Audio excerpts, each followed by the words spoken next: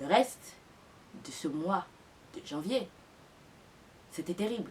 Et ce premier challenge, franchement, je l'ai trouvé hyper gratifiant. Il y a plein de personnes qui ont participé et qui en sont sorties en béni. Et j'ai été... Hello tout le monde, j'espère que vous allez bien.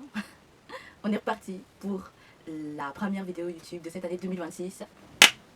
Alors, waouh. Bonjour, vous allez bien? Ça fait hyper longtemps, je sais plus de quand date ma dernière vidéo YouTube, mais ça devait être en 2022 ou en 2023. Là, on est en 2026. Ça va faire 3 ans que je vous ai un peu abandonné, mais bon, je reviens.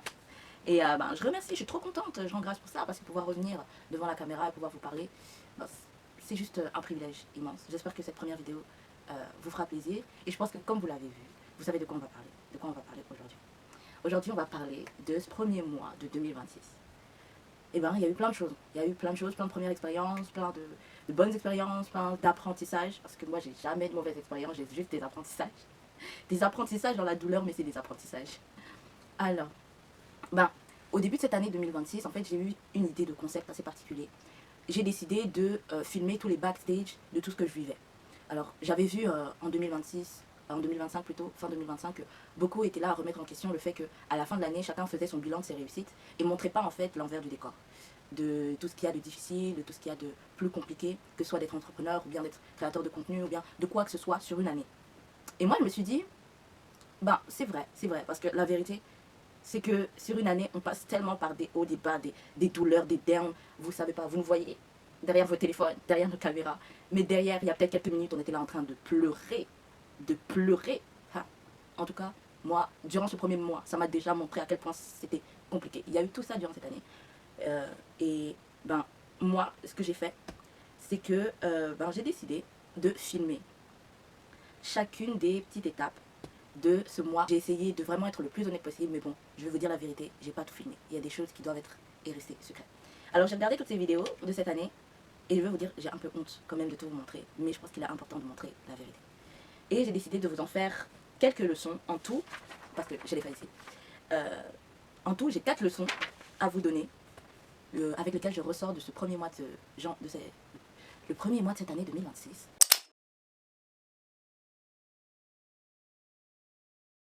Alors, comment cette année 2026 a commencé? Alors déjà, repartons du 31 décembre 2025. Le 31 décembre 2025, c'était quelque chose. Vous savez, c'était une bonne soirée, faut le dire. J'ai quand même trouvé, à mon sens, que c'était une excellente soirée. C'est un truc que je veux vraiment dire, c'est que mon année 2025 n'a pas forcément été géniale, mais durant les quelques semaines qui, en fait, étaient la fin de cette année 2025, j'ai tellement appris. On a fait le camp, qui était une première expérience pour moi, challenge que je proposais sur Instagram. Et si vous ne me suivez pas sur Instagram, suivez-moi sur Instagram, il y a plein de trucs là-bas que vous verrez sûrement pas ici, puisque peut-être que je ne reviendrai pas très souvent, mais j'essaierai. Alors, il y a plein de nouvelles expériences que j'ai testées. Et ce premier challenge, franchement, je l'ai trouvé hyper gratifiant. Il y a plein de personnes qui ont participé et qui en sont sorties en béni. Et j'ai été super contente de voir ça. Le dernier jour de cette année, c'était incroyable. Parce que, en fait, depuis toute petite, j'ai toujours eu un problème avec l'acceptation de moi-même. J'ai travaillé sur ça pendant très longtemps, depuis que j'ai 17 ans. Et tous les ans, même si je travaillais dessus et que je faisais beaucoup d'efforts pour pouvoir changer ça et commencer à m'accepter, c'était toujours hyper difficile la soirée du Nouvel An. Parce que tu te compares, c'est facile de se comparer et tout. Et durant toutes ces années, ça m'a suivi. Et c'était toujours une angoisse le dernier jour de l'année parce que je me disais, ça va être encore la même chose. Cette année, c'était particulier parce que j'ai pas eu à me poser ce genre de questions. D'habitude, je fais des grandes courses pour le Nouvel An parce que je veux absolument faire attention à ma manière de m'habiller, à ce que la manière dont je m'habille, ce soit correct et que je m'aime quand même. Mais cette année, j'ai pas eu à faire ça. Déjà, c'est ma soeur qui a choisi ma tenue de base du Nouvel An, mais je l'ai changée en dernière minute. Peut-être que je vais vous retrouver la vidéo et je vais pouvoir vous la montrer. Mais finalement, ma mère a trouvé une robe, franchement, en dernière minute. Je m'étais dit, oui, mais j'ai déjà la robe, c'est bon. Mais quand j'ai essayé la robe de ma mère, en fait, je me suis dit, non, en fait, c'est celle-là. Je l'aime. Genre, elle me va tellement bien. Et en vrai, il y a des gens, ils ont aimé la robe, c'était super.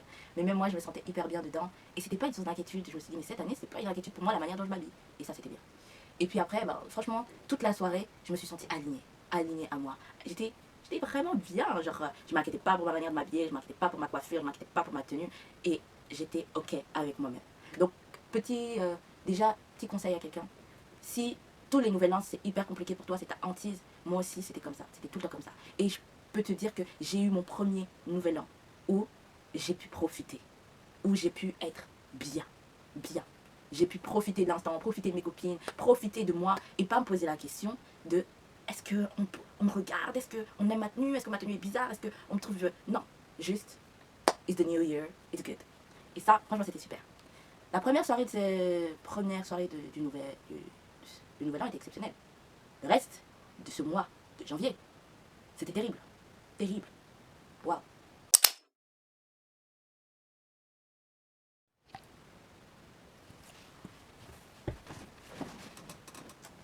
Alors c'est drôle, j'ai dit plein de choses, mais la vidéo va pas tourner. It's ok, j'accepte et mon cœur reste ouvert. Alors, il y a plein de choses durant ce mois de janvier qui se sont passées. Alors j'ai parlé pendant plusieurs minutes, mais bon, ça n'a pas fini. It's ok. Tout le blabla que j'ai dit, maintenant c'est fini. Alors voilà ce que ce mois de janvier m'a appris. Premièrement, la différence entre l'humilité et l'humiliation et la minimisation. Ça, c'est la première chose. La deuxième chose que ce mois m'a appris, une vision éclairée et claire. J'étais partie sur un sujet, là tout de suite. J'étais en train d'en parler. J'ai eu un call assez spécial avec Félicité Diema, qui est une speaker française et internationale, qui a organisé plein d'événements et tout. J'ai eu l'opportunité de parler avec elle et je voulais absolument la remercier. Merci beaucoup Félicité, cet échange m'a énormément bénie. J'en suis ressortie très grande. Merci. Une des choses avec lesquelles j'en suis ressortie de ce call avec elle, que ta vision soit claire. Parce que si ta vision n'est pas claire, je ne sais pas ce que c'est ton prochain move. Je ne sais pas c'est quoi ton prochain acte. Tu ne sais pas quoi poser comme acte. Et donc tu ne sais pas avancer. L'une des choses avec lesquelles ça m'a fortement touchée quand elle en a parlé, c'était ça particulièrement. Parce que je m'étais rendu compte qu'en 2025, en fin 2025, j'avais reçu pas mal de choses sur ce que je devais accomplir. Et en fait, j'étais arrivée à un point où c'était devenu trop pour moi. C'était devenu trop grand. Ça m'avait fait fuir. J'ai eu peur. Quand je vous dis j'ai eu peur. Et secrètement, j'ai eu peur. Et j'ai eu tellement peur que pendant un long moment, dans ce mois-ci, j'étais en train de me poser des questions. Mais comment ça se fait que tu n'avances pas? Comment ça se fait que ça ne marche pas? Comment ça se fait que tu n'es pas cohérente? Comment ça se fait que tu cours à gauche, tu cours à droite et tout? Et ce premier appel avec Félicité m'a permis de comprendre ça. Et un peu plus tard dans le mois, il y a quelques jours, avec mon pasteur, ça m'a permis de vraiment beaucoup mieux comprendre les causes de tout ça. Et avec Félicité, j'avais compris en fait que il y a eu la vision. J'avais commencé à comprendre certaines choses au tout début. Et c'est aussi une chose que j'ai compris. La vision a évolué. Quand j'ai commencé cette aventure, il y a quelques années, je m'étais lancée sur les réseaux sociaux et tout, et que je cherchais ma vision. J'avais pas tout. Je savais que je devais accomplir quelque chose. Je savais qu'il y avait plus grand pour moi, mais je savais pas concrètement ce que c'était. Et donc j'avais travaillé toutes ces années à me former, travailler, à aller à des événements, sortir de ma zone de confort, pour que quand je saurais parfaitement ce que je devais faire, je pourrais entrer facilement dedans. Et je m'étais préparée à ça. Et c'est ce que j'ai fait. Et en 2025, j'ai vraiment eu l'éclairage de ce que je devais accomplir. Et là, j'ai eu peur. J'ai eu peur. En fait, je pense que tous mes traumas, toutes mes blessures sont réveillées, sont vues. Elles ont vu ce que l'on devait accomplir. Et tout, elles se sont dit, hé, attends. Toi, tu crois que tu es capable de faire ça. Et je me suis cachée. En janvier 2026, ce que j'ai fait, c'est que je devais sortir une masterclass. Ma toute première masterclass, que je nomme masterclass parce que j'avais déjà fait des vidéos sur des thématiques, j'avais déjà parlé sur les réseaux sociaux, j'avais déjà fait énormément de live sur des thématiques en particulier qu'on pourrait aujourd'hui qualifier de masterclass, mais que je ne qualifiais pas de masterclass. Aujourd'hui, je nommais ça masterclass, ça m'a fait peur. Ça m'a fait peur. Et donc j'ai énormément procrastiné. Et j'avais pas cette capacité à pouvoir créer facilement, à donner facilement, à mettre en place facilement les choses. Parce que en fait, j'étais plus alignée. Si autrefois, quand je ne connaissais pas, je travaillais vraiment énormément à faire des objectifs, à connaître exactement quelle était ma vision et tout. Là, la vision s'était agrandie et je ne m'étais pas posée pour réfléchir là-dessus. Réfléchir sur, ok, c'est ça où on veut aller, qu'est-ce qu'on pose aujourd'hui pour arriver là-bas. Je ne m'étais pas posée, je n'avais pas fait ce travail. Parce que j'avais peur. J'avais peur d'entrer vraiment dedans. J'avais peur de faire ça, vraiment. Et donc, Félicité m'avait dit, mais quand tu parles, je ne sais pas où tu veux aller. Je ne comprends pas où est-ce que tu veux aller. C'était mélangé. Assurément, c'était mélangé. Et ça m'avait énormément énervé. Parce que, pas énervé contre elle, mais ça m'avait énervé. Ça m'avait fait me fâcher contre moi-même. Contre moi, parce que je m'étais dit, en fait, tu veux pas grandir. En fait, tu es en train de te mettre des bâtons dans les roues. Alors nous, on travaille depuis des années pour que tu te mettes toi-même des obstacles comme ça. Et il y a toute une vidéo, je vais vous la mettre, où j'étais fâchée. Hein. J'étais fâchée. Et j'étais en colère. En colère. Je ne supportais pas. Je ne supportais pas de me dire que j'avais ce positionnement intérieur qui faisait que mes actes étaient contradictoires. Ça m'avait vraiment fâchée. J'étais révoltée. Et donc, j'étais décidée. C'est arrivé vraiment beaucoup plus tard dans la deuxième partie du mois de janvier, où j'ai vraiment compris ça. Et comment en fait j'ai compris ça? C'est après une expérience, après la première masterclass que j'ai créée. Après cette première masterclass, bon, je vais vous expliquer un peu comment cette première masterclass s'est faite. La première masterclass de cette année 2026 avait son importance parce que ça donnait le ton de toute cette année 2026. Ce ton où je décidais de me montrer, d'exploiter mon talent, d'impacter, de plus me cacher. En 2025, je m'étais énormément cachée. C'était vraiment quelque chose qui était fortement ressorti de cette année 2025, de me cacher derrière les autres. J'ai énormément travaillé avec beaucoup de personnes, des personnes talentueuses qui sont aujourd'hui encore des modèles. Mais Dieu m'avait montré qu'en fait, je me cachais derrière elles, je me cachais derrière leur lumière pour pas moi-même exploiter ma lumière. J'avais peur, peur de sortir de ma zone de confort, peur d'échouer, peur de rater, peur que ça ne marche pas. Et donc, il y a beaucoup de choses que j'ai laissées parce que je me cachais derrière elles. Et donc, j'ai décidé de me placer derrière personne et de construire Marianne. C'est pour ça que j'ai changé mon nom. Je suis plus sur Instagram Mayaya, mais c'est Marianne. Parce que Marianne, ça porte tout son sens. Marianne, c'est la personne que je suis. C'est comme ça qu'on m'a nommée depuis que je suis toute petite. Et c'est cette personne que j'essayais de cacher. Parce que Marianne, c'était pas assez bien. Parce que l'image de Marianne, c'était pas génial, génial. Mayaya, ça va encore. Mayaya, c'est quelqu'un qui ose. Mayaya, c'est tout un personnage de recherche qui peut oser échouer. It's okay. Mais Marianne, c'est de me mettre à nu. Marianne, c'est d'enlever une quelconque protection.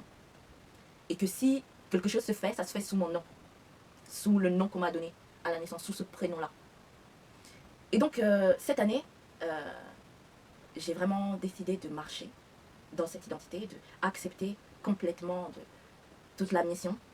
C'était le mindset dans lequel on entrait, mais on a compris, hein, vous avez compris à la fin de l'année, du mois de janvier, on avait compris qu'en fait, on n'était pas prête. Les traumas, les blessures n'étaient pas prêtes pour ça. Et ça a été un grand challenge, cette première masterclass.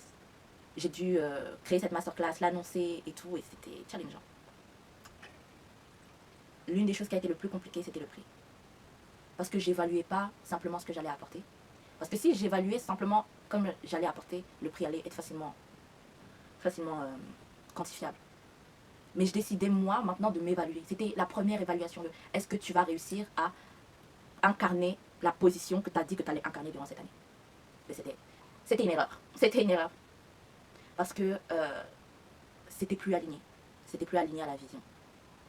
Je m'étais décentrée de la vision et je m'étais centrée sur moi, sur l'image de moi, sur la personne que j'étais en fait. Et donc je partais de mes traumas, de mes blessures, pour évaluer quelque chose qui devait être extérieur à ça. Pour être plus clair, en fait, j'avais décidé que cette masterclass, c'était un test pour savoir ce que je valais. Alors que ce n'est pas le but d'une masterclass. La masterclass, c'est d'apporter quelque chose. Tu peux évaluer une masterclass sur la chose que tu apportes, que tu déposes, que tu veux déposer dans la vie des gens. Sur l'objectif que tu as même sur le long terme. Mais tu ne peux pas évaluer une masterclass sur simplement qui tu es ou pour évaluer qui tu es. Et moi, c'était sur ça que j'étais partie. Et donc, le prix n'était pas du tout aligné. Pas du tout aligné à la vision, pas du tout aligné à même la personne que j'étais censée devenir. Parce que la personne que j'étais censée devenir ne ferait pas ce qu'elle a fait ce jour-là. J'ai mis cette masterclass à 27 ou 29, je ne me rappelle plus. Ma première masterclass que je nomme masterclass. Première d'Elevate. Un mouvement que j'ai créé pour pouvoir amener les jeunes à pouvoir être impactants, à pouvoir être des personnes d'impact. Si tu veux créer ce genre de choses, il faut le faire. Il faut le faire et il faut le faire sur le long terme. Et ça demande beaucoup de travail. Mais moi, je m'étais dit, je vais m'évaluer moi-même. Je vais essayer. That's what I found. C'était un big fail. C'était vraiment une énorme erreur. Parce que quelques instants après, que j'ai déjà publié, c'était très compliqué. Mais après avoir publié l'affiche, Dieu est venu et il m'a dit, Marianne, t'es pas alignée. Ce que tu as fait là, c'est pas correct. Tu cherches à te glorifier et pas à m'honorer. Et c'est l'un des messages, des conseils que j'ai envie de vous donner. C'est l'humilité précède la gloire, l'orgueil précède la chute. Vous savez, vous ne pouvez pas être humble si vous ne vous connaissez pas. Vous ne pouvez pas être humble si vous ne savez pas qui vous êtes. Vous êtes orgueilleux quand vous ne savez pas qui vous êtes. Quand vous doutez de vous-même, vous êtes orgueilleux. Vous êtes facilement prédisposé à cultiver l'orgueil à l'intérieur de vous, à cultiver des traits d'orgueil, des traits excessifs de confiance en vous, mais en fait, qui n'est pas de la confiance en vous, c'est de la peur. Parce que si vous savez qui vous êtes facilement capable de cultiver l'humilité. Moi, ça m'a beaucoup travaillé de faire cette première masterclass et de vivre cette expérience des prix qui ne sont pas les bons prix, qui n'adhèrent pas au public, qui fait que personne n'achète et tout. Parce qu'en fait, on comprend que on comprend où sont placés tes intérêts. On comprend quelle identité et où tu es positionné en fait à l'intérieur de toi. J'étais pas positionnée. J'étais pas positionnée. Je voulais prouver quelque chose. Je ne cherchais pas à amener quelque chose. Alors que le but initial, quand j'ai pensé à cette masterclass, c'était vraiment d'amener quelque chose. Mais dans la conception, j'étais venue à vouloir prouver quelque chose à moi-même. À me prouver que je pouvais réussir. Que la peur de l'échec que j'avais, cette voix qui me disait que ça ne marcherait pas, tu ne marcheras pas, les gens ne prendraient pas pour toi. En fait, que je pouvais le faire, je pouvais y arriver. Mais c'était toute l'erreur. Parce que cette voix m'a poussée à faire quelque chose qui n'était en aucun cas aligné à ce que je voulais proposer. Ce que je suis, la personne que je suis censée devenir et l'impact que je suis censée avoir n'était pas aligné à ce que j'avais proposé ce jour-là. Et c'était très difficile ce jour-là parce que j'avais déjà posté, donc c'était vu, c'était partagé. Et merci à toutes les personnes qui ont partagé la masterclass, merci beaucoup, merci pour le soutien et la force. Vous touchez cette vision et vous participez à cette vision de manière incroyable. Et c'était pas aligné, j'étais absolument pas alignée. Et c'était une sorte d'humiliation. Il fallait que je vive un peu cette humiliation pour revenir et dire, ok, il y a une différence entre humilité et humiliation. Il y a une vraie différence. Parce que moi, je pensais que si je pratique l'humilité, je suis en train de m'auto-humilier, de pratiquer l'humiliation, et la minimisation de moi-même. Mais ce n'est pas du tout le cas. L'humilité, comme je le disais tout à l'heure, tu ne peux avoir et cultiver l'humilité que seulement si tu sais qui tu es. Si tu sais qui tu es, quand tu vas pratiquer l'humilité, tu vas t'abaisser pour permettre à d'autres de grandir. Tu t'abaisses pas pour te critiquer toi-même, pour te faire du mal à toi-même. Non, tu sais très bien qui tu es. Tu sais très bien ce que tu es capable de faire. Et c'est parce que tu sais qu'est-ce que tu es capable de faire que quand tu pratiques l'humilité, les autres grandissent. Les autres grandissent et c'est ça. L'humiliation fait grandir les autres. Mais en fait, c'est pas qu'ils font grandir les autres, c'est que tu es en train de t'écraser et de te détruire toi-même. L'humilité ne te pousse pas à l'autodestruction. L'orgueil te pousse à l'autodestruction. Et l'humiliation te pousse à la destruction. Mais l'humilité n'est pas là pour te détruire. L'humilité, c'est garder ta grandeur même quand tu es en dessous de la position que tu devrais être. Et ça, tu ne peux avoir cette position qu'uniquement si tu sais qui tu es. Tu continues dans ton comportement de grandeur d'un statut élevé, alors que tu as une position en dessous. C'est ça l'humilité. Et mes chiffres n'étaient pas humbles. Parce que tout simplement, la grandeur derrière cet événement, ça veut dire les sentiments, le message que je voulais transmettre derrière cet événement, n'a pas été senti. Le but, c'était que le message se sente, et pas que le prix se sente. Si le prix se sent plus que le message, tu t'es perdu. Donc voilà, c'est une chose que j'ai beaucoup appris, j'ai appris à mes dépens. La différence entre humilité et humiliation et minimisation. Tu n'es pas faible quand tu montres de l'humilité. Tu marques ta grandeur. Donc ça, c'est une des choses que j'ai compris. L'autre chose, comme j'en parlais, la peur va te garder enfermé dans des schémas, dans des vies qui ne te correspondent pas. Vous savez, j'aurais jamais su qu'en fait, j'avais ce syndrome de l'imposteur, que je ne me connaissais pas, je ne connaissais pas mon identité, que j'avais encore des blessures de la personne que j'étais si je n'avais pas osé faire cette masterclass. Si je n'avais pas osé faire cette masterclass, j'aurais toujours confondu humilité et humiliation. Je comprends mieux l'humilité maintenant parce qu'aujourd'hui, je sais que je serais capable de cultiver l'humilité uniquement si je connais qui je suis, si je sais qui je suis, si je connais ma vision, si ma vision est claire. Vous comprendrez certaines choses sur vous que simplement quand vous serez sorti de votre zone de confort. Tant que vous ne sortez pas de votre zone de confort, vous laissez en vous les traumas, les blessures, les cassures, les failles, les mensonges de votre vie continuer à pulluler. Ne laisse pas ta peur te bloquer. Ne laisse pas ta peur empêcher une nouvelle version de toi d'exister. Il faut que tu dépasses ta peur. Il y a des peurs qui sont légitimes. Et je ne dis pas que ta peur est illégitime, non. Tu as peut-être toutes les raisons d'avoir peur. Tu as vécu une expérience passée. Je sais que moi, il y a certaines peurs que j'ai, dû à des expériences passées qui font que je suis en frein dans cette saison. Ben, je vais la travailler. Je vais travailler à le faire. En me formant, en dépassant ma peur, en osant encore et davantage. Mais ne laissons pas la peur nous empêcher de marcher là où nous devons marcher. Une chose aussi que je voulais vous donner comme conseil, quelque chose que j'ai appris, guéris de tes blessures et de tes traumatismes. Il faut guérir de ça. Il faut guérir. Je parlais d'une vision éclairée. Moi, j'ai reçu avant cette année 2026 vraiment beaucoup plus de clarté par rapport à ma vision. Mais je ne me rendais pas compte que ma vision, encore plus éclairée, allait se confronter à mes peurs, à mes traumatismes, à mes insécurités. Tout ça s'est confronté durant ce mois de janvier. Quand je pensais à aller plus loin, à avancer plus haut, il y avait quelque chose derrière. Mon passé, mes blessures, mes traumatismes qui étaient derrière en train de discuter, de se dire comment elle peut oser imaginer plus et plus grand. Et secrètement, ils étaient en train de travailler avec mes émotions, mes sentiments, les circonstances de la vie pour me faire croire que je ne vais pas y arriver. On va y arriver. La réussite, la victoire, c'est sur notre chemin et on la prend, on la ramasse. C'est avec nous.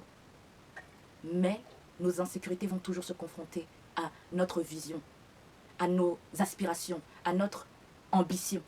Ça va toujours se confronter à notre ambition. Et ces deux-là vont devoir se battre. Ils vont devoir se battre. Ils vont devoir se battre en nous. Ils vont devoir se battre. Et nous, on doit se poser du côté de ce que nous devons accomplir. On ne doit pas laisser nos blessures et nos traumas prendre le dessus. Quand on remarque qu'il y a une blessure, il y a un trauma, on doit réfléchir comment je dois guérir ça. La formation. Allez voir, consulter certaines personnes. Allez prendre le temps qu'il faut pour les traiter. Parce que si on ne les traite pas, c'est des ennemis silencieux qui s'élèvent contre notre grandeur, contre notre potentiel. Si on laisse nos blessures grandir, on les laisse, on les met de côté, on les ignore. Parce que parfois on les ignore volontairement, j'avoue. Il y a des blessures intérieures, j'avais pas envie de les guérir maintenant. Parce que ça me faisait mal. Mais les laisser, c'est qu'ils prennent racine. Les laisser, c'est qu'ils continuent à faire ce qu'ils faisaient. C'est comme si tu voyais un voleur devant chez toi. Tu le rencontres, tu vois qu'il est en train de préparer son acte. C'est limite si tu ne le vois pas en train de préparer, en train de te cambrioler. Mais tu le vois, tu te dis, pas tout de suite, j'ai pas envie de le gérer. Tu vas te faire cambrioler, ne te pose pas la question comment ça se fait que ça n'a pas marché, comment ça se fait que ça n'a pas été, comment ça se fait. C'est parce que tu l'as laissé faire. Nous l'avons laissé faire tranquillement sa vie en nous. Et prendre ce qui était à nous. En nous disant, bon, c'est pas grand chose. Tu ne sais pas si c'est pas grand chose. Tu ne sais pas comment une blessure. Ce mois-ci, j'ai vraiment compris qu'une blessure peut se manifester de différentes manières. Tu peux avoir la peur de l'échec. Mais la peur de l'échec se manifeste dans l'orgueil. Tu veux tellement prouver qu'en fait, tu ne peux pas échouer, que tu vas tout faire pour réussir. Tu vas tout le temps te donner trop. Ça s'est manifesté chez moi. Que je fais beaucoup trop de choses. Je veux tellement prouver que je peux le faire, que je fais ceci, je fais cela. Et j'ai réfléchi aux causes. Pourquoi? Comment changer ça? Ça demande du travail intérieur. Ça demande énormément de travail intérieur.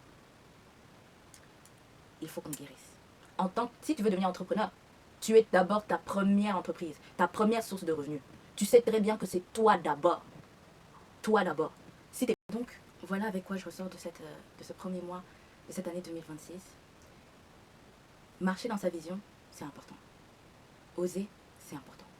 Mais tout le travail qu'il y a derrière, ça prend du temps. Ça prend énormément de temps. Ça demande du courage. Le courage de dépasser ses peurs, de oser faire de nouvelles expériences qui t'amèneront à faire de nouvelles choses, qui vont révéler une nouvelle forme de toi. Ça demande de pouvoir être clair avec ce que tu veux accomplir. Qu'est-ce que tu veux faire? Qu'est-ce que tu veux mettre en place dans ce monde? Et d'être aligné à ça.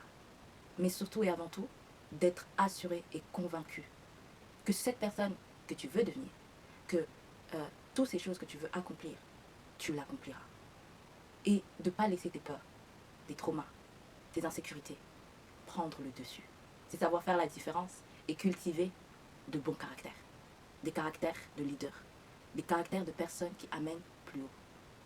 C'est de savoir que notre langage intérieur a besoin d'être réévalué assez souvent pour qu'on puisse être au clair avec tout ce qui se fait.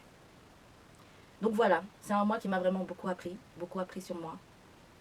Je prie de tout mon cœur que ce soit des erreurs que je ne referai plus et que tout ça, toute cette expérience qui a été assez compliquée pour moi, puisse vous donner à vous la force de vous battre et de gagner beaucoup plus de temps. Je te conseille, toi qui es jeune, qui a peut-être 17, 20, 21, peut-être 25, 30, de tout simplement prendre le temps. Prendre le temps de travailler sur toi. Prendre le temps de pouvoir regarder les failles. Prendre le temps et ne pas être pressé. Toute chose concourt au bien de ceux qui aiment Dieu. Et dans la vie, tout arrive au bon moment. Ne te fais pas de soucis. Ne te fais pas de soucis. Parce que ça arrivera. Donc voilà. C'était le premier mois. Il m'a beaucoup travaillé émotionnellement. Je ne sais pas ce que ce mois de février me réserve. J'ai peur. Mais j'ai aussi hâte de voir la suite. Les 3 prochains mois de cette année 2026, je vois quelque chose. C'est des mois que j'arrive quand même à visualiser. Pour le reste de l'année, c'est assez particulier. Donc peut-être qu'on se fera un petit update comme ça tous les mois, un petit peu. Ou peut-être pas. Peut-être que février va tellement me casser que je ne vais pas avoir la force de venir vous le dire en caméra. Ou peut-être que ça va être tellement bien que je vais pouvoir vous donner des conseils sur des expériences positives. Peut-être. Mais en tout cas, quoi qu'il arrive, on est parti pour une année où on montre les backstage. Je vais vous montrer les vidéos. Moquez-vous de moi. It's okay. It's okay. On se construit, on travaille. Et on fait tous des erreurs, hein, c'est ça, les erreurs du parcours. Les petites erreurs du parcours. Mais c'est les erreurs du parcours qui nous permettent de devenir demain des personnes qui arriveront à mieux conseiller, à mieux apporter et à plus concret. Donc voilà, c'est les conseils un peu à chaud. Ton identité. C'est en tout cas avec le truc, ton identité. Connais-toi hyper bien. Connais-toi ton passé, ton histoire, tes traumas. Connais la personne que tu veux devenir. That is all for me. En tout cas, passez une excellente année. Bonne année. Je vous ai pas dit bonne année. Bonne année. Bonne année. J'espère que ce mois de janvier aura été riche en leçons.